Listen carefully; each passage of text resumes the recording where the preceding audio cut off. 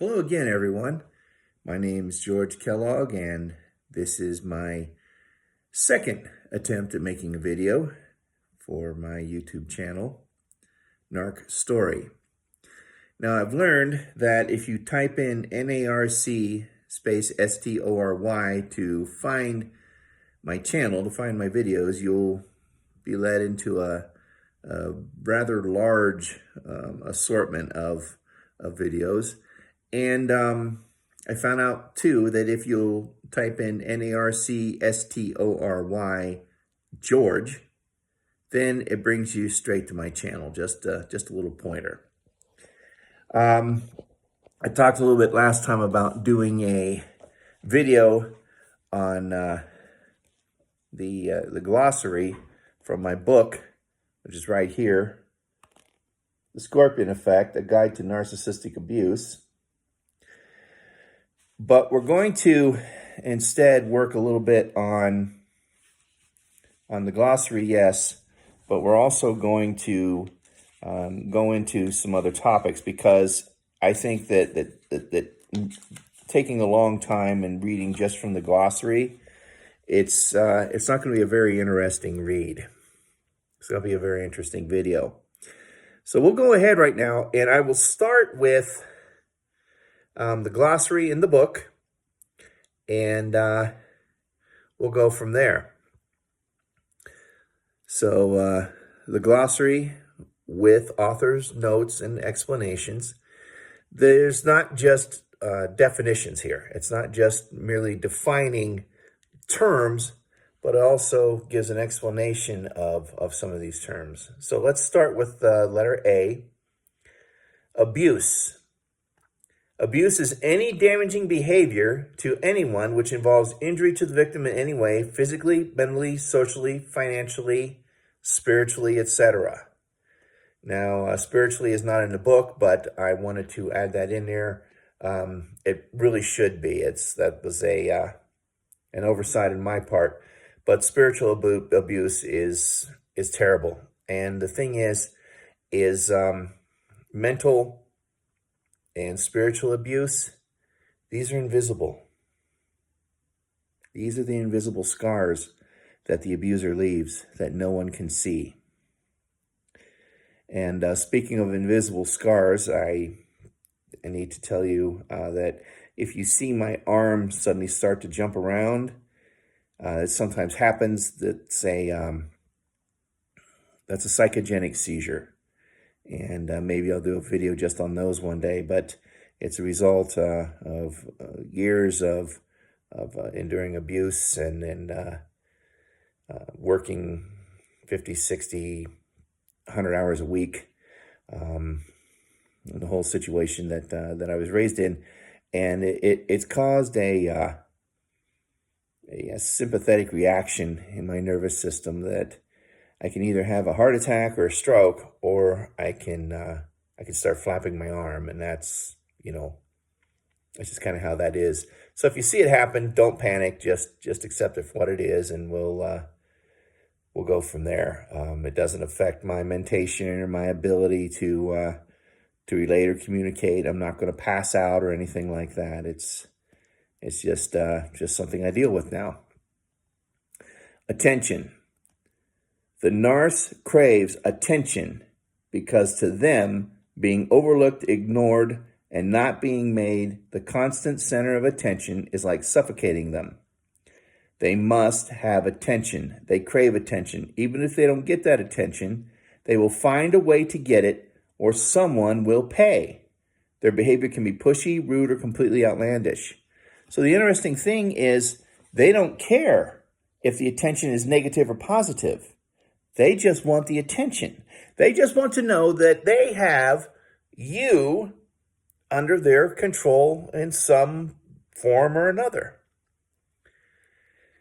And the opposite of the attention is just simply going gray rock on them.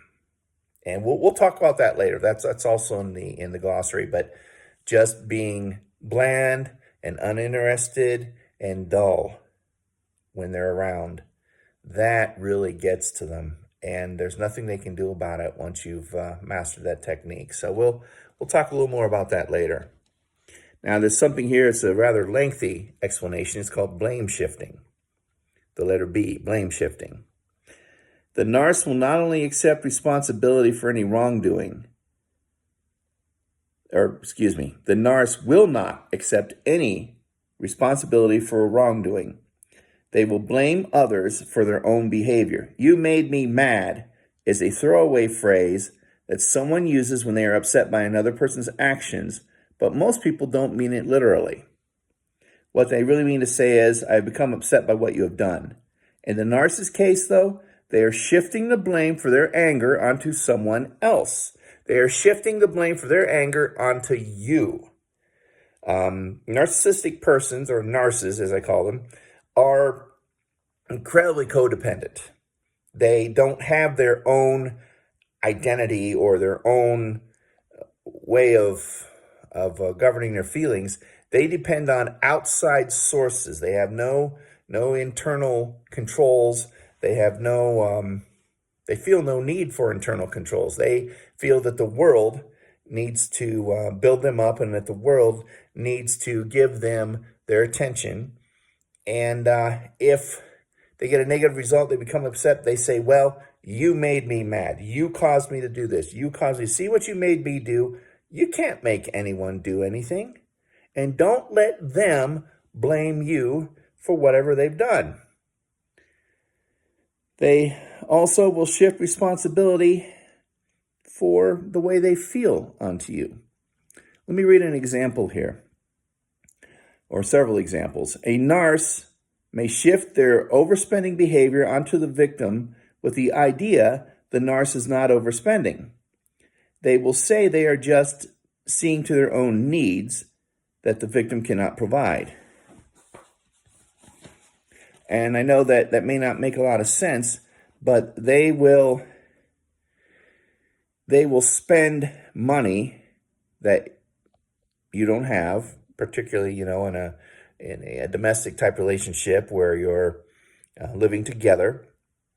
They will spend all the money and say, "Well, if you had more, I wouldn't have to overspend because there wouldn't be any overspending if we had the money."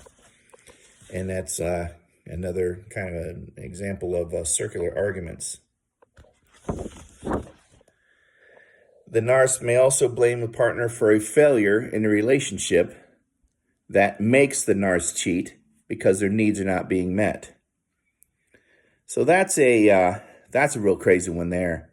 I cheat on you because you are not taking care of me the way that I want to be taken care of, so I have to find someone else who will. And they could use anything, say, maybe the narcissist partner has put on a few pounds, the narcissist partner is not as considerate as they'd like. I'm looking up because I'm trying to find a way to read the book without looking away from the screen, so bear with me. This is part of being a junior filmmaker. If the partner did this differently or did that differently, then the narc would not feel ashamed and need to cheat. Rarely will a narcissist accept responsibility for any failure in the home, family, business, or relationship. When they say that they do, it is usually to impress someone else. And that's something I want to kind of step into here. It's called a smear campaign. And this is also later in the glossary, but I just want to touch on it here because it's very important for you to recognize that the narcissist will behave differently in front of other people, particularly when you're not around, or they may even do it in front of you. And when they're talking to other people, they will talk to you or talk about you in the most negative of terms while building themselves up in the most glowing of terms. So you've got to watch out for that. That's something we'll talk about more in depth later, is the smear campaign. So that's a few words there, a few terms we've gone over in the glossary, and I don't want to spend a whole lot more time there. But I do want to say that narcissism can be found in any circle, including our own families. Now, if you are raised in a home by narcissistic parents, you will not think that abuse is abnormal. If you grow up in an environment of abuse, neglect, manipulation,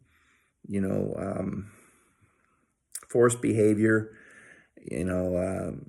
swearing, profanity, things like this, and the abusers, particularly if their parents, show you no empathy, they don't care what you think, you'd better, do what they say or to hell with you, things like this.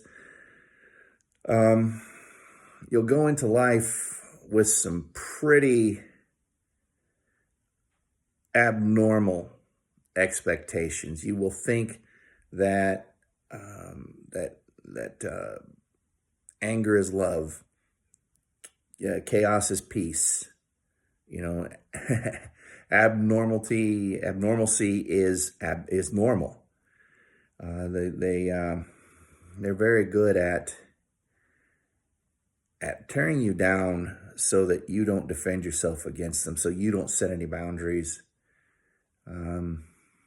Narcissistic parents will raise children in a manner that the parent won't care if that's the child's money. Say the kid goes out on his own, mows a few lawns, cuts a little grass, chops some wood, does chores for neighbors, and they make money.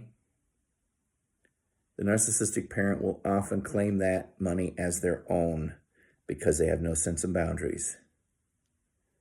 They say, well, you live here, I take care of you, so, that's mine.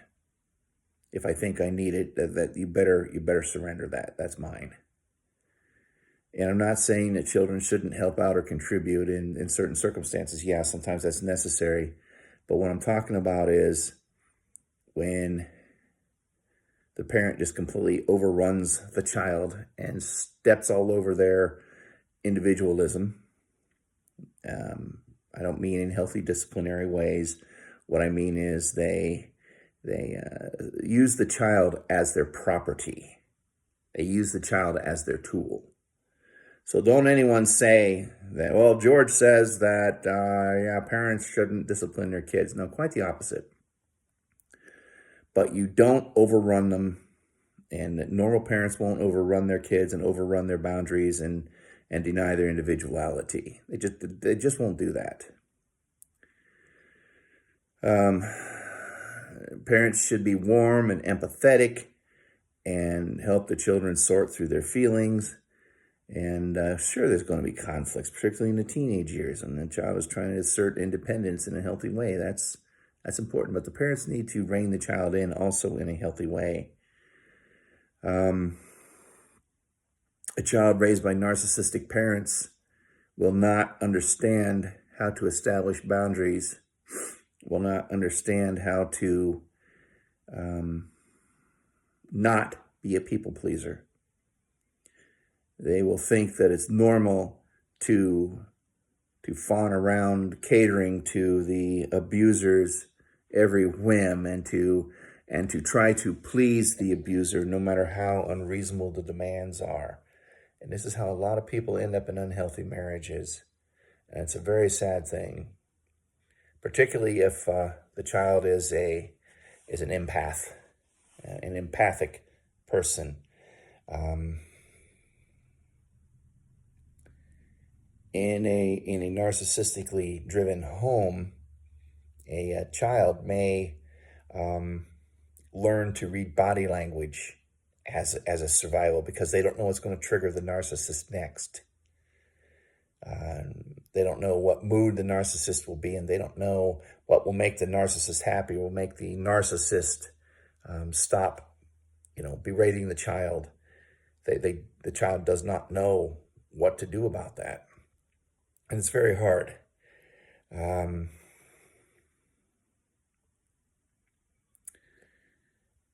If you suspect that you've been raised in a narcissistic home, then, please get help. This is not necessarily a self-help channel, but I have suggested other resources. There are videos that you can look at. I particularly would suggest Dr. Les Carter, LES space CARTER. And then there's the NarcCon, NARCCON channel. The host name is Paula, a wonderful lady. Both of these are just wonderful people. And they were the ones that got me started on the path toward narcissistic abuse, or understanding narcissistic abuse, rather, and how to break free from it. Children will develop the strong trauma bond to the parent or to their abusers. They will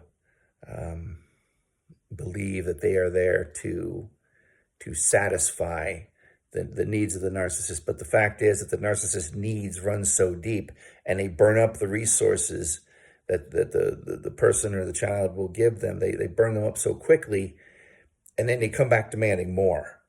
They make the child, narcissistic parents will actually make the child responsible. Will tell them they're responsible for, keeping the parent happy. If, you misbehave, it makes me unhappy, and you're responsible for maintaining my happiness no matter how outrageous or how lacking in boundary or good sense of maturity these things are. And there is certainly hope. There is certainly hope. If you believe you have been raised by a narcissistic parent, get help. Seek out counseling. Seek out YouTube videos. YouTube videos will give you a start. And then maybe it can help you find a therapist so that you can start to discover the help that you need. It's tough because you'll go out into the world being raised in a narcissistic home thinking, again, like I said earlier, that abuse is normal, and it's not. Okay, abuse is not normal. Someone running over your rights is not normal.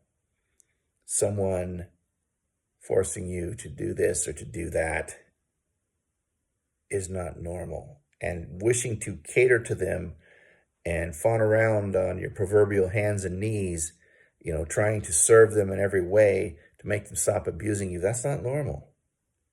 That's not normal. If you don't learn how to establish boundaries with people, then you're looking at, a lifetime of great difficulty, of serious codependency. And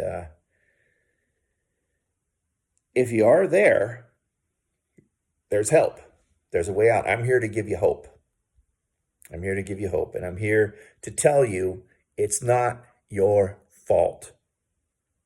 I can't emphasize that enough. It is not your fault that you've been raised in such a manner. Because empathic people who tend to cater to narcissists will actually draw narcissistic persons to them, because an empathic person, we might even make that a topic of our next video, but an empathic person, a person filled with light and love and goodness and kindness and caring, wants to serve, wants to help, wants to be the go-to guy, wants to be the one that solves the problems and is the